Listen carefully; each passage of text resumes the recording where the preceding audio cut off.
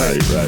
So all that technical stuff. All that tech stuff. Yeah, let's get going. Over 50, starting over, everybody. I'm Barry Edwards.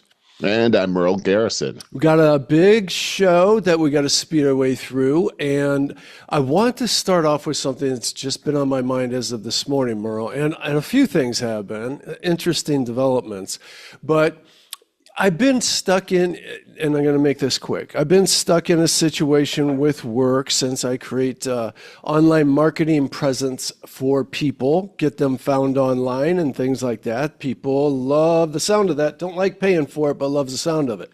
And I do run into, on too often of an occasion, where some family has a family member that is perhaps recovering from an addiction or just a sordid life and trying to set their life straight. And they want me on the cheap to create their business to be found online. And invariably what is the case in these situations is you have a family member with the best of intentions that is falling prey to the same addictive behavior. And so whether you're an active user or you're in recovery, you still have addict behavior. And that is you're charming and know how to get free stuff from people. Yeah. And that's true, actually. Yeah, and it's just a no-win situation. The worst thing that can happen to you is when you do convince me to do some Facebook ads for you if you win. That's the worst thing. In other words, you score them a job of some sort. What I mean by a job is because they're trying to do an entrepreneurial venture, but they have no business skills whatsoever. This is normally the case, and no aptitude and no desire. They're really dealing with their own depression, coming off of trying to rectify their lives. And so you're there to rescue them. That's the trap. And if you actually score them a job of whatever, maybe it's a landscaping thing, they're now going to, I've had this happen, they're going to look at you and be like, when are you going to purchase me more jobs? Right. And your intention was to show them how to do this. And you talked about that. It's never going to happen. They had no skin in the game. This has happened to me. I was warned about it when I was in college. Get out of college and you learn that lesson immediately over and over again. When someone says, I got this great idea, and when I make that first $1 million, boy, I'm going to pay you really well. Right. They have no skin in the game. Right. That will never work. People, and back to the original premise of this, the best thing you could do for these people is help them get a full-time job, because you're going to rescue them from themselves. The worst thing that can happen with these people is they're sitting at home with too much time on their hands and not making any money. Even if you get them a minimum wage job, that idle time will be preoccupied and they will be making money, some money. And then they can plot while they're working that full-time job how they're going to take the next step. But man, taking no steps for yourself, you're going to stay in an abyss. You're circling a toilet bowl. This is a problem. I mean, this is a business problem that we're talking about right now. I think it's more of a personal problem. Addiction problem, depression. It's impacting your business, though. And that's what we're talking about, right? Sure. Is that, so from a business perspective, it's over 50 starting over. All of us are in careers, or maybe we have a side career that's going on. My question to you is, and you've mentioned you've run into this several times. Many times. What are some of the signs that maybe we can talk about that you can maybe help us out with, so we can identify this? Here it comes. It's coming your way. Is there any? Oh, dude, everyone has someone like this in their family. Even as I just briefly explained that scenario, everyone's going, yeah, my Uncle Ted's like that. How do you protect yourself? That's really the same person that was borrowing money from you when they were in active addiction. You're trying to rescue them. They're like, oh, they got such a good heart and they mean so well. You got to say no. You know what you got to do? You got to say, look, you got to say no. You got to set up boundaries, and you have to say, I can help you write your resume. get your resume together so you could get a full-time job. This is what you needed. You do not take that responsibility on for yourself. But we have other important matters to get on to, Merle. And I know that's an interesting subject right there I brought up. It's just that I was in the thick of this yesterday afternoon, waking up to going to the gym thinking, God, I found myself in this again.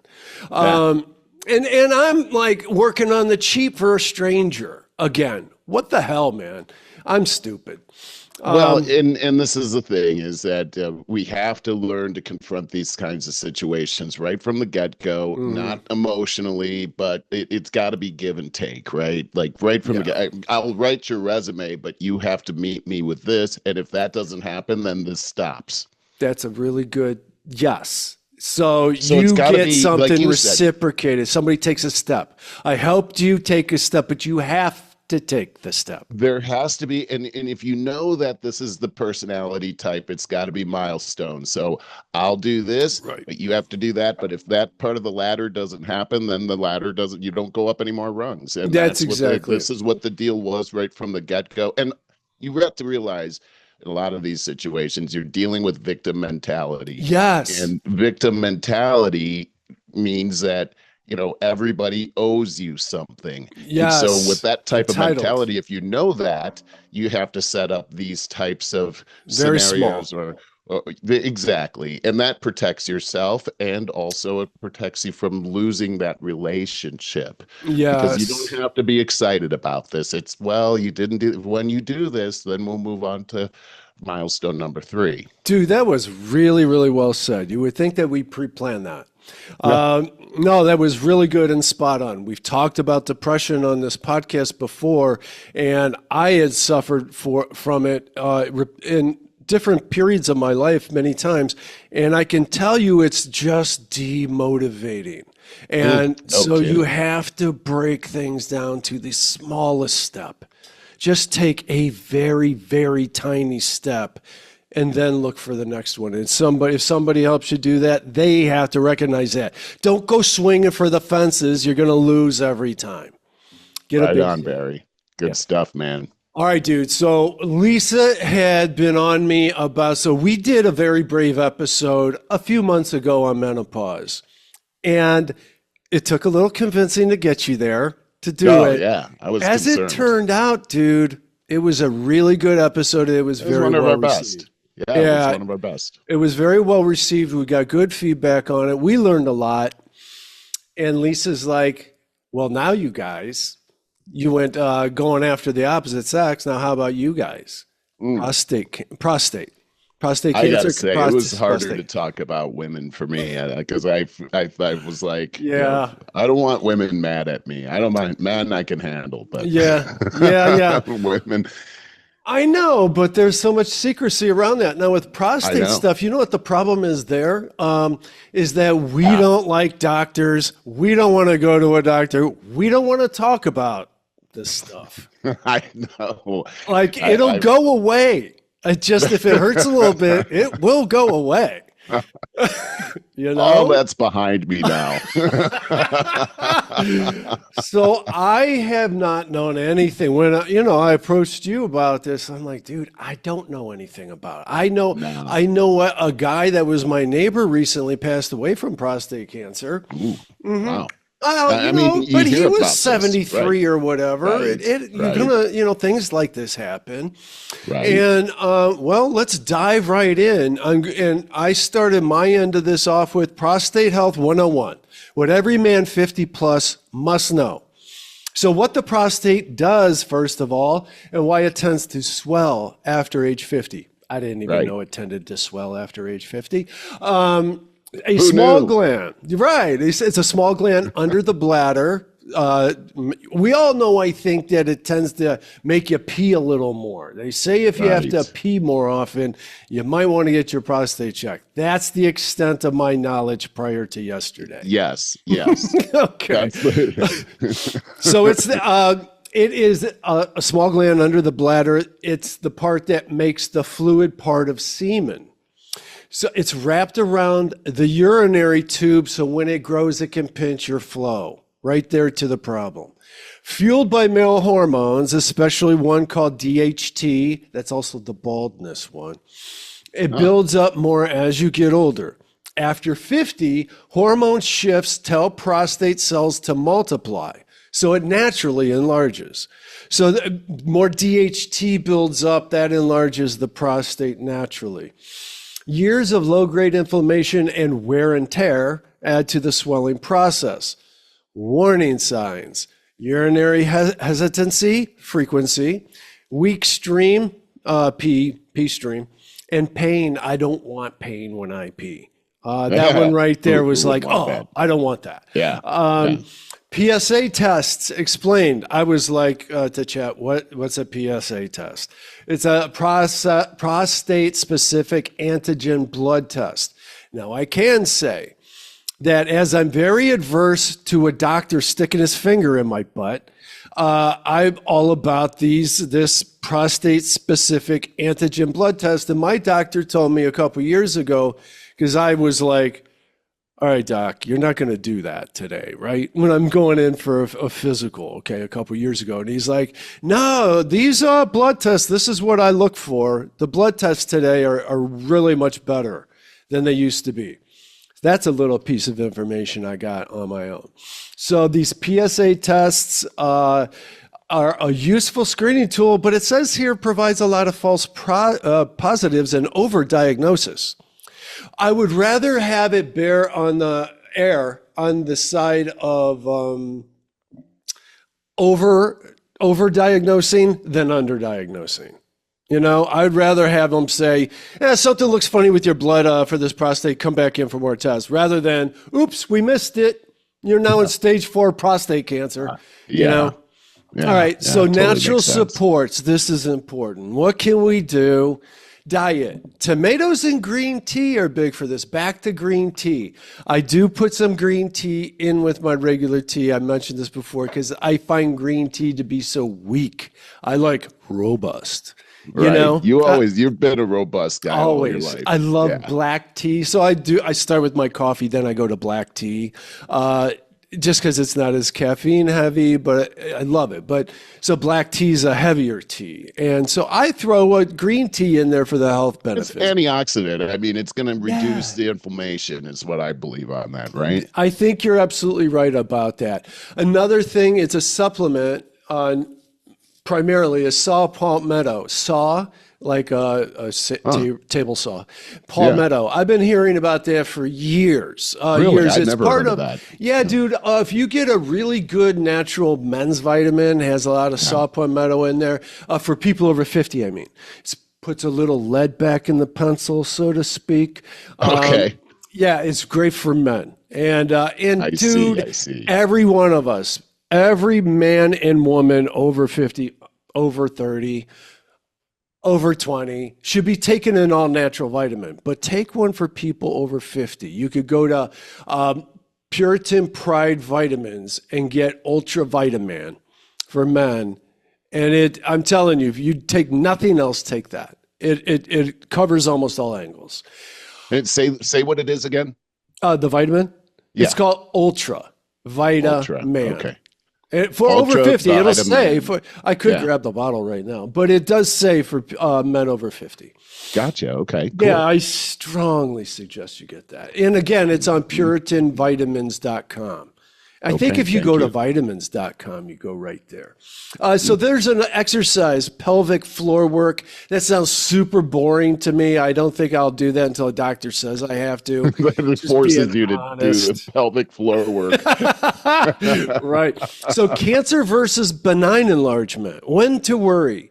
Rapid changes in rapid changes in the urine thing, or blood in urine. Dude, I get blood in my urine. I'm at the hospital that day. Oh my gosh! Right? Yeah, exactly. And terrifying. Okay, and okay. Chat said Barry should give a no BS take. My chat knows my personality. It says surviving the awkward DRE. Digital rectal exam with humor and dignity. I think I'm supposed to make a joke there. The only thing I could think about that right there is the walk of shame on the way out, and you feel like you got swamp ass, You know what I mean? So Yeah. there's that. You don't want that. No. Oh, let's get to the point. How serious is this? Benign prostate enlargement (BPH) is not life-threatening usually, but it can seriously mess with your day to day. Mild cases, just a bit more trips to the bathroom, interrupted sleep, weak pee stream, annoying but manageable. Moderate cases, frequent urgency, dribbling, who wants that? Incomplete emptying. You'll spend half your day hunting for a bathroom and may risk urine leaks. That's embarrassing. I'd say you want to get that looked at. Severe cases can lead to urinary retention, unable to pee. Screw that, man. Can you imagine that? Jeez. No, I that couldn't. Sounds like that's dude, horrible. Your bladder would explode, rupture Wouldn't at some it? point. Yeah, you have to get to the emergency ward right away, man. Leads to bladder stones. I don't want that. No, I've heard that. We all heard about that. We don't want that. Babies, We've seen the right. Seinfeld episode. That's right. Recurrent infections. I don't want that either. And over time, even kidney damage. And I don't want that either. So that's when it becomes a medical emergency. Get it? By the time you go to moderate, this is all benign. This is all benign. Yeah. Oh, you're right. You're right. Yeah. So I got bottom line. Get ahead of it early. Of course, we covered this. Okay. So diet and lifestyle.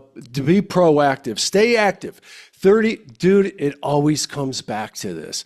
Doesn't it? 30, yeah. I mean, this is like the cure-all right here. For it's everything, like, for if we brain, want to just prevent for body, being in the medical system. Stay active. 30 minutes of brisk walking, jogging most days. Hormones, it balances hormones, keeps your waistline in check. And keeping your waistline in check is important on many levels, man. Yeah. And back to depression. It is for depression too. Right? Sure it is. Yeah, it's a big deal. Watch the fluids. Eat prostate-friendly foods. Tomatoes for the lipocene. Cruciferous. Dude, we have such a short tomato season here in Ohio. Is it different in Arizona? Can you get really good? I think you can grow them all year long here. God, that'd be great, man. Really? I don't know why not. Like August and September here, I am stocking up on extra lunch meat because of the sandwiches. Oh my God, the sandwiches are so good. Okay, there's nothing like good tomatoes from that part of the country. They're just so juicy, but you're not getting that. I haven't had a tomato like that in a long time. That's disappointing. Yeah, I hear you. And to get them 2 months out of a 12-month year is not exactly satisfying. But that's how it goes. Like the seasonal foods when it's in season, come on, like strawberries all year long are terrible, except for during the season. You get those good strawberries are hard to come by, man. Even when they say they're good, they're hard to come by. Like I said, you got full strawberries, and I see how they arrange them so that the bad part is down below. And you see them, you're like, oh my God, look at those strawberries! It's a conspiracy. Like, womp womp. Speaking of that, we gotta get through this. You got some on this too, right? I do. I gotta fly through the rest of this. Okay, I'll be done in a second. Cruciferous veggies are important too, like broccoli and cauliflower. Berries and fatty fish, which is omega-3s. So I take an omega-3 supplement as well. And I take that for my heart, but it's also good for your prostate. So that's really good. Limit irritants such as caffeine. I have a problem with that one. Alcohol, spicy foods. I love spicy foods. Artificial sweeteners. God, don't ingest those. But they can worsen. To me was the worst one. It's like stay the heck away from those artificial sweeteners. That's like poison right there. It is, and it's like doing a Diet Coke. You think you're doing better than it's not. It's just a different evil. Okay, this is the last I got for you. Annual review. Do the PSA blood test and the DRE, the old finger in the butt thing, after age 50. Or 45 if you're high risk. Early talk, mention of any hesitancy or dribbling or pain. Damn right I'm going to do that. So that's what I got for that. And I like that you've got these indicators here. It's like, okay, check. I'm glad we're going over this. Yeah, when I read through your notes last night, I was actually relieved. Yeah, like I was always wondering. I'm like, oh my God. Okay, should I read the next bullet? All right. So, but I've got the cancer part. Okay, well, this is something we're all concerned about. The Should C be. word. None Y- of us want that. But mm-mm. here's the deal: if this happens, it's not the end. And you're going to have first thing you want to do is acknowledge the shock. Don't run from this. It's normal to feel fear, confusion, and anger. Most prostate cancers grow slowly. So the word Catch it is that early. you have time to learn and plan on this. A diagnosis is not necessarily emergency, rush into treatment. Don't do that. You want to understand what your options are first. And fortunately, this is the kind of thing where you can do that. Ask your doctor. These are things you want to understand what your Gleason score is, which is aggressiveness of cancer, your PSA Oh, level, prostate specific antigen level. We were talking about the antigen test. And is the cancer localized or has it spread? oh Get yes. copies of your pathology report for the records. Now, know your Copies of what options. report? Your pathology Oh, reports. I Okay, thought you so said those are the breathology. uh, if I did, I may have said that. I don't know, but it's your pathology It's your that's blood. the test. Yeah, exactly. So know your options. Many prostate cancers are low risk and can be safely monitored, or what they call active surveillance. Your treatment options may include surgery for prostate removal, radiation therapy, or hormone therapy. Hormone Hormone therapy. now, yes, each option has potential side effects, and one of them is erectile dysfunction. So you definitely want to be looking into what these side effects Is might another one growing breasts? no, I don't. I see incontinence. That means growing breasts. I didn't look it up. You said hormone therapy, and I'm like, oh boy, where's this going? I know, and now I did not look at the connection on hormones and prostate, but as you say, this is a man thing, and it happens after 50, and our hormones Testosterone. change. And I think it's interesting that Lisa brought this up because it has something to do with how our hormones are changing. So hormone therapy is interesting. It could be the secret Dude, sauce on this whole dude, thing. are you talking about TRT, testosterone replacement therapy? Did it I don't mention? know. Oh, I I bet did, it it did not is. mention. It's very Because our interesting. testosterone, a lot of us plummet. Get once again, buddy, exercise, resistance exercise brings your Yeah, testosterone yeah, up. yeah. And this is something we all, as men, worry about. So, my testosterone level. You don't want to lose your manliness, right? And Yeah, yeah. but being in the gym really does. I mean, you don't have to Mm. go crazy. That's the thing is that if you're in there and you're doing, doing something, you're walking, you're doing weights. Yeah, Uh, yeah. we don't have to do it like we were in high school, No, but definitely do doing some not. resistance training is pretty good. Yeah, I There's a just want to go mention ahead. too, natural vitamin Tungcat Ali. I take that. It's a natural plant-derived thing it's supposed to increase your testosterone. These are all big deals right here, and you can see what happens to men is that they lose their muscle mass, and then they lose something about themselves, their confidence and everything. And so we don't want that to happen. So this is interesting. And we do have to keep up with our physical piece. Here's a really, really important thing. And I think being in the healthcare industry, I think this is super important. Get a second opinion, Oh, good call. especially if treatment is recommended immediately. Get a second opinion. Don't Good call. rush Yeah. into a treatment. Consider seeing a God, yeah. urologist, a radiation oncologist, and a medical oncologist to understand all the perspective. Yeah. Now, lifestyle matters. And Barry talked about that. It's diet, it's exercise, it's some suggest plant-based diets, but we've heard Yeah. regular walking. I I don't know don't. about that. I I don't. think protein is very For important. men, yeah, Yes, man. and stress reduction may positively influence outcomes. It's Sure. interesting that Sure. stress is related to this. It's related to Um, everything health-wise. sure, everything bad, stress, but Yeah. also stress can be good. We just talked about weight training. I mean, that involves stress, and when That's a you're good point. dealing with stress, It's you build up managing it. It's resistance. still Exactly, managing it it. is Yeah. managing it. You're right, Barry. And speaking of that, and this is crucial to managing that, involve your support system. Let your partner or close family know. Don't try to hide it from them and carry that burden all to yourself. That is a sure way to unhealthiness. And prostate cancer affects your mental health. I didn't know that. I didn't either. Intimacy and well-being. Consider joining a local online prostate cancer support group. I can Dude, imagine that this is some tough stuff for men right that's here. really good advice. Never would have thought about that. Now, me neither. And support groups, I think men, talking to you, we're terrible at this, but it's not good for man to be alone. We need other Mm. people. We need to be able to talk to people that have been there, done that, because we think we know everything. This is part of our weakness, and we don't want to go down that.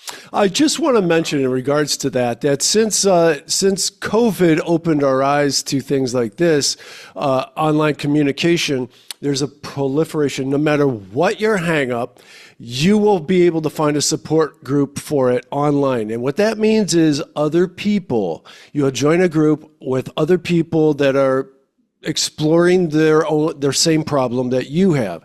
Now, what is great about that is it reinforces the fact that you're not alone, you're not crazy, you're not Right. dysfunctional, that there's Yes. some normalcy to it. Now, you'll say, but I don't know how to approach this. What everybody else says, I looked up online, doesn't work for me. If there's 20 people in that group, you'll find 20 different ways people are approaching dealing with that problem. One of those ways is going to resonate, is going to be new to you and resonate with you and will help you. And so you can also find a mentor in that group to help you. So I'm Right a on, Barry. big Nice. proponent. Online groups are free, easy, and very successful. Well, and here's the other thing too, Barry, is that you don't want to neglect your emotions and your emotional health here. Anxiety and depression are pretty common when you get a diagnosis like this. Yeah, And getting involved in a group like what we're talking about, you don't want to make decisions when you're highly emotional. And these groups can for bring you sure. down to a level set where you can be more calm and they can help you because they've been there, done that. It's like you're in the woods and you're lost, but these people are in helicopters and they can see your way out of the woods. And That's a good and way to and put it. and here's another thing too. There's questions you want to be asking your doctor, like, do I need treatment now or can I wait? Or what are the pros and cons of each treatment? How will each treatment affect my daily life? Mm. And what are the chances of a reoccurrence of this? These are very important things to have in mind. And then finally, let me just say this that uh, the 5 year survival rate for localized prostate cancer is nearly 100%. Okay, so this is good news that Wow. you're gonna be okay. You got to put this into perspective. Many men lived long, healthy lives after the diagnosis, managing or curing the condition while maintaining a quality of life. So, getting diagnosed with prostate cancer, I can imagine. I can't actually imagine. I don't Right, want to imagine. right. But how scary is that? But remember, knowledge is power. You have time, you have options, and you don't have to face it alone. Over 50 is a great place to start over. Yeah, How about yeah. that plug? Oh, This is a yeah. chapter. This is a chapter you can write with purpose, informed choices. That was really, really helpful. I like the way it ended with the hopeful part about the cancer because I think there's two things that we, us uneducated males, know is that it's very common in men, prostate cancer. And I don't remember what the other one was, but I think that we all like, oh, it's very common. But to know that even if diagnosed with the cancer, that there was the one line I forget how you said it, but 100 like I took it as if you This is a good one. Yeah. catch it in The the early stages, you're 100%. Say again if you got it. the 5 year survival rate for localized prostate cancer is nearly 100%. Okay, yeah, that's great. So yeah, catch it early. Just we went through the early signs and all that, but Merle, we have to move on. Under current events, I just have some fun stuff. But I woke up to a video this morning. Tulsi Gabbard posted a new video on YouTube that's kind of makes me wonder about my theories. Let me throw it out. You take it wherever you want. Okay. From the Epstein stuff, the file non-disclosure, promise disclosure, non-disclosure, to the seemingly turning around of, okay, we're going to prosecute the Obama and the administration for the, my God, which was it particularly? There's so many different things. The Russian collusion. The Russian collusion, of course, Yes. not the wiretapping or any of the other number of things. But my theory on the non-disclosure, which were like, it caused a lot of upset and uproar because we were promised this disclosure, and it wasn't for some tabloid effect. It's because it's about a pedophile ring that involves all of these corrupt individuals. And I think post-COVID, people like me are just like, I got no more tolerance for snow jobs, and I fell hook, line, and sinker for COVID, and I'm a completely different person 5 years later as a result of that uncovering. I don't trust any of those bastards at all. And I think we're all pretty hungry to get to unearth this deep state and start prosecuting people. That's why it hit really hard. And because of the people that I listen to on podcasts and just put together pieces of information here and there, I hear a lot that, well, Epstein, he got that minor conviction. It turned out minor. He got that conviction in like 2004 or something, a while ago. Oh, yeah, right. And he got a slap on the wrist because they were told that he's a CIA informant. He has some kind of relation to intelligence. Yeah. That's what it was. They didn't say CIA, they said intelligence. And now it's said that he was a CIA/Mossad operative. Mossad being the Israeli, agent. Well, yes. Or in cahoots, I would say. I would say that Mossad and CIA probably work side by side with things too. And this whole world, putting their tentacles into this world. Yes. And here's my point. Let me interrupt you for a second. So Mossad is the CIA of Israel. Yes. So just throwing that out there for anybody that doesn't know. And we are told that Mossad actually is more advanced than our CIA. That they have the highest in intelligence quality. That's why some things seem awfully weird, like the October 7th thing. Like, how could people actually pull that off, and like flying parachutes across the most heavily surveilled border? But I'm going down a rabbit hole, but that's who Mossad is. That's a very good point, though, because there's a lot of common theory that Netanyahu wanted that to happen so that he could have his war. That's a whole nother show. It is. There's a lot of different rabbit holes we can go down on that one. But let's go back to what. Because I'm about done with my big theory here. So I think that the Trump administration came here with all the just guns a-blazing and everything, and we're like, yeah, and I know I made a big stink about Kash Patel and Bongino looking like they were in a hostage video when they did a 180 on it. But you know what? I did that as I always do. I'm going to be honest. I try to provoke. I hoped that somehow or another they would see at least the headlines of that video and feel like twing their egos. Just like challenge them. Because it's like, come on, man, you guys came in here being the man. But I'm going to just cut to the chase. I think that we've seen the Biden administration. We know that we don't know who was running the country for 4 years there. We say the deep state was, whatever that is. And now we get this big, brave administration come riding in on their white horses and hit brick walls. And I feel like our intelligence community said, hey, guys, come into the back room here. You got to put an end to this right now because, look, here's your charts. On our fancy computer screens. We have operatives all over the world that we are blackmailing, that we are controlling as a result of Epstein being one of the operatives, but many, many things. And you want to out this to the American people? We don't give a damn what the American people think. This is way bigger than you. So we're going to give you, dude, this is so my speculation. So yeah, I like where you're going with this. Oh, go ahead and laugh at me. Anybody Not laughing listening? At all. This sounds very logical. We'll give you Obama. We'll give, but then, okay, so I'm just going to say, but then this morning, Tulsi Gabbard's YouTube video was about bringing out James Clapper, one of her predecessors, head of intelligence. Right.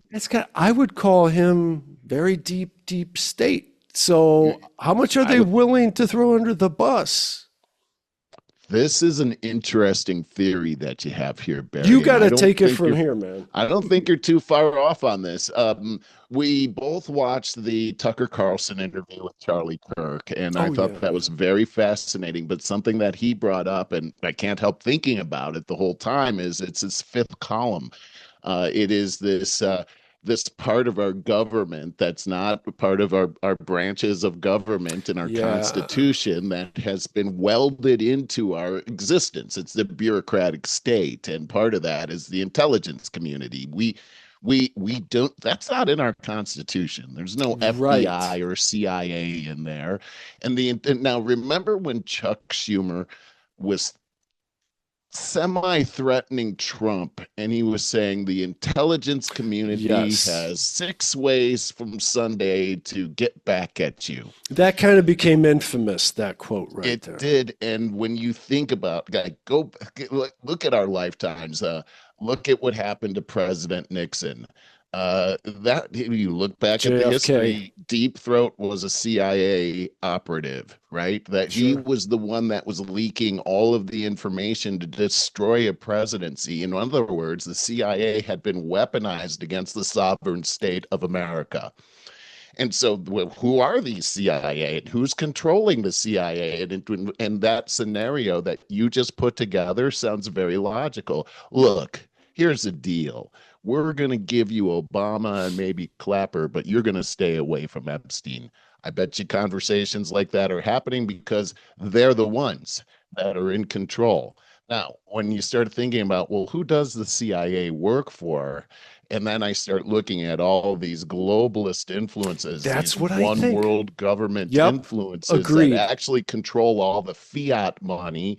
Fiat money is a fancy way of saying a Ponzi scam in which you unknowingly have all of the value of your bank account stolen. And then bottom line is, it looks like Epstein was involved with the globalists, who actually are the ones that are controlling our money, controlling our government, controlling our intelligence community, the CIA, the FBI, obviously, those two entities which should never be in corroboration with each other, because one's for outside and one's for inside. The two don't go together. Otherwise, you have a huge weapon against the people themselves of the country.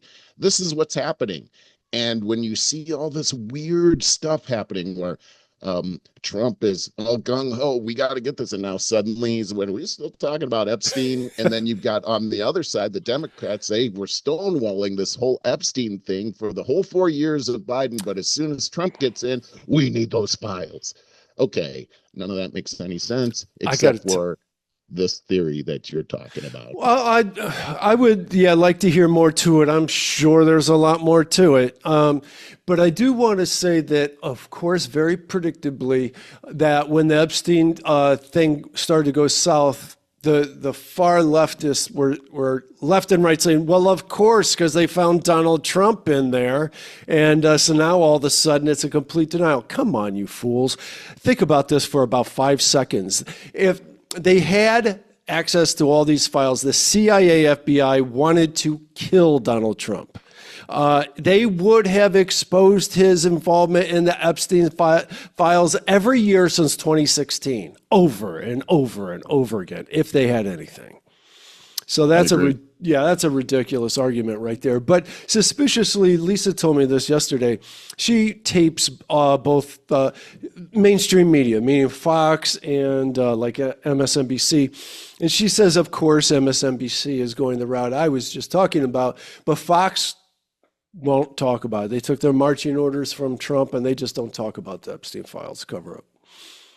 Interesting. Interesting how our media is not actually doing what they're supposed to do in the First Amendment. They're supposed to be loyal to us, not some president or the intelligence community. Right. They're supposed to boldly report what they're seeing. Be And skeptics and dig, yeah, not yeah, I cover. think this is it's too bad that's happening. For And sure. I mean, I think these are pretty pretty loud indicators of what type of environment that we're in right now, politically, socially, when these kinds of things are happening. Not good, not good at all. I We are totally running agree. out of time here, and I've got Hmm. hard stop at the top of the hour.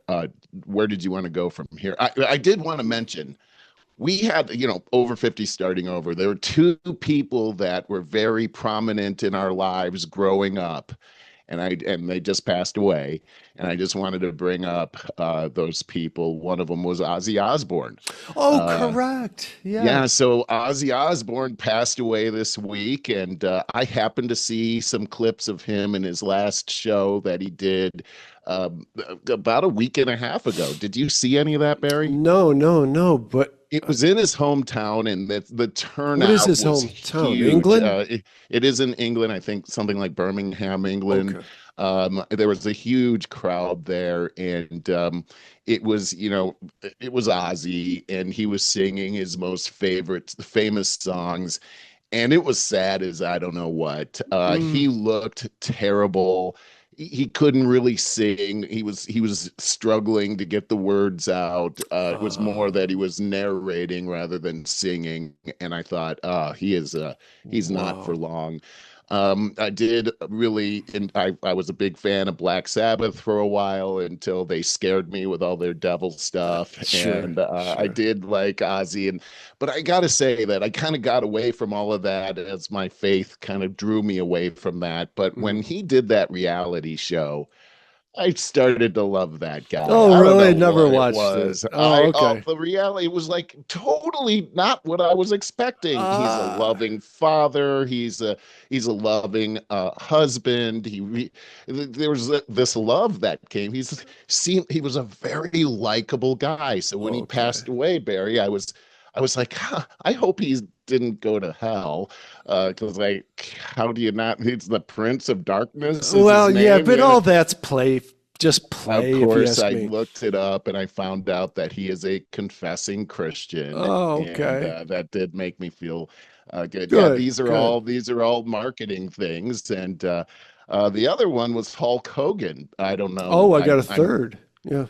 Oh, you do? Okay, Hmm. great. Hulk Hogan really, he's kind of like the Magic Johnson and Larry Bird combined together to bring a struggling sports organization into the mainstream. And Right. that's really what Hulk had done. I got a little thing to read about him is that that Hulk. Oh, Hulk.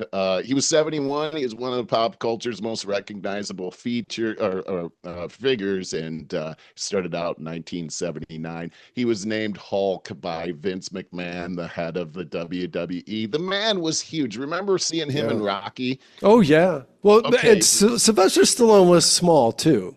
well, that was the thing that nobody really knew how small Yeah. Sylvester Yeah, yeah. Stallone was until he stood next to Hulk. Yeah, yeah. Was Well, it? that helped. Hulk That made helped that everybody look theater, you know. small. Yeah, Yeah, that it right. really did. He was Uh, huge. Yeah. but here's something is that Hulk got serious about life's ultimate issues over the course of the last couple of years. Sports Spectrum in 1923 published shortly after his baptism that Hulk Hogan's character is emblazoned on the American psyche, but what happened in his life this week was no act at all. While wearing a cross necklace, Hogan professed his faith in Christ and was baptized. Uh, he said that Jesus died on the cross and paid for my sins, and saying in 2015, the only thing that is really real is the stuff that's going to last forever. And, I think having that forever perspective brings love into relationships. And when we have that perspective, it's not all about the now, it's about what's really important. And Sure. I love that kind of perspective. Sure. Anyhow, thanks Terry Hogan, really appreciated all of the years of entertainment. You got one more. I do. First, I wanted to say I just happened to be on this page where the headline is Ozzy Osbourne's final performance sets records as highest grossing charity concert of all time. Wow. The concert Well that you were done, just talking Ozzy. about. Well done. Unfortunate what you said about him not being able to really sing. I just want to say about him, man, he had a different voice that He sounded sure like did. an acid trip. There's this weird Yes. clarity to it. That Yeah. kind of thing, yeah. And Like, there's that's what only gave one me bad Ozzy, dreams. man. I know. A unique talent all of his own. The third one, if I say his name right, this is off the top of my head because when you said there was a couple deaths, I thought this was going to be one of them. Malcolm Jamal Warner. Oh, I forgot. I was Theo. I was Yes. so shocked by that. Yeah, me too. That So was such a apparently bummer. got 54. got caught in a riptide in Costa Rica, drowned. And yeah, real shame. Now I saw him in a part. I believe I'm pretty sure it was Sneaky Pete, and it might have been season 2. And he played this corrections officer. And he always called Sneaky Pete, I think it was Sneaky Pete, he always called him a shitbird. Or he said, do you want to be a shitbird or do you want to be like a good guy? And he was always, his character was always doing motivational talk to himself in the mirror, like right before he would do one of something. those guys. He was so charming in that role, though. He was cool and charming. I really liked him in it. I didn't know him in anything since Theo, where he also seemed like a really good kid there. He was great as Theo. He was my favorite. I loved the Cosby Show back then, and Sure. Theo was my favorite character. And Yeah. I think my favorite episode with him in it was when he told his dad, who was Dr. Huxtable, Yeah. that he wanted to be a garbage man when he grew up. How funny. How funny. Really That had to great. have a good moral angle to it at some Really, point, all you know? those episodes did, but Yeah. his rationale for it was the best, and it was just Yeah. like, I don't want to work that hard, Dad. That's funny, dude. We got to get going. We Lots really to do today. We actually got to wind it up here because Yeah, like right now. Minutes. I don't know if I have Mark's AI tip. So if it happens right now, enjoy. Have a good weekend.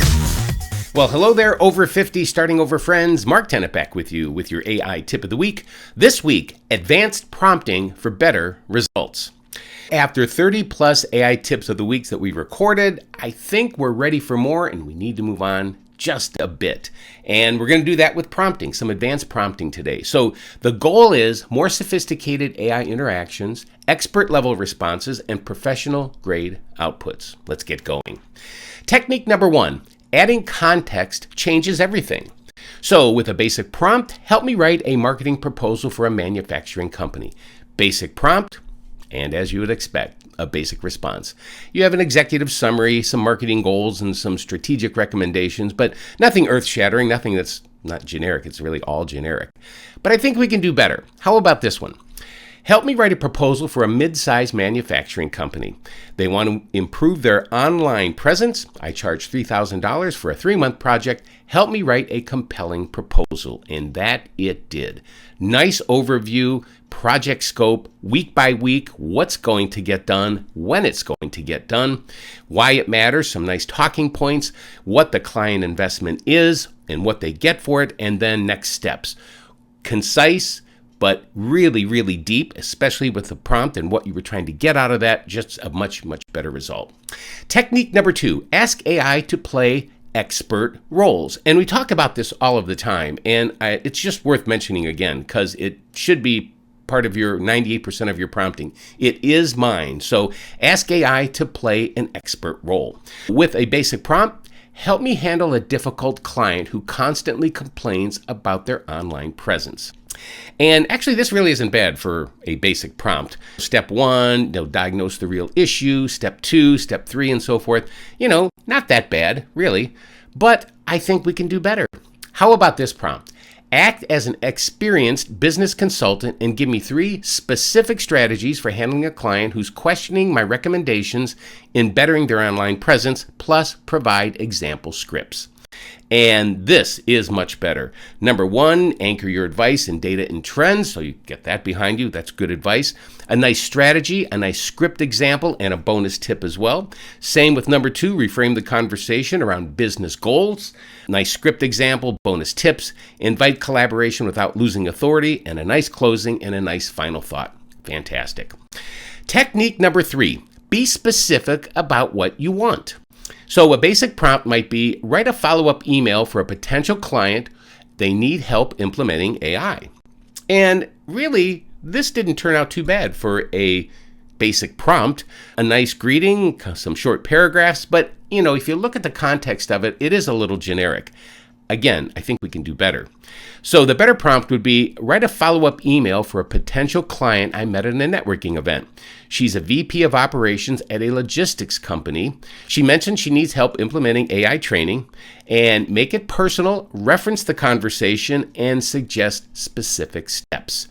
And this is much better. Although it doesn't look any longer, it's brief, it's to the point, it talks about the conversation that was had at the networking event, how she gets it, how she's thinking ahead, and some nice advice, some nice tips, and then, of course, a suggestion, follow-up steps with a 20-minute call. Not bad at all. What made these prompts better? By asking specific context about a particular situation, asking AI to take on that expert role, and you requested specific, actionable outputs. So for a quick wrap-up, take one business challenge that you have and try all 3 techniques. Adding context changes everything. Remember that. Role playing, again, 98% of your prompts probably suggest a role as context. And then be specific about what you want. And there you are. We're going to start advanced prompting, and we're going to keep moving through this subject and getting deeper as the weeks go on.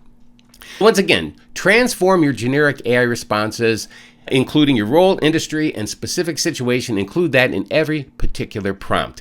Ask AI to act as a business consultant, an industry expert, and you'll get professional level suggestions and exact output rather than just basic suggestions. So, what did you think? I would like to know what you come up with. Email me, mark@marktenet.net. And if you want to follow me on the socials, I would love to connect on LinkedIn. I'm at Mark E. Tenet. So keep prompting. We're going to get more advanced as we go on. Have a great week, and we will see you next time.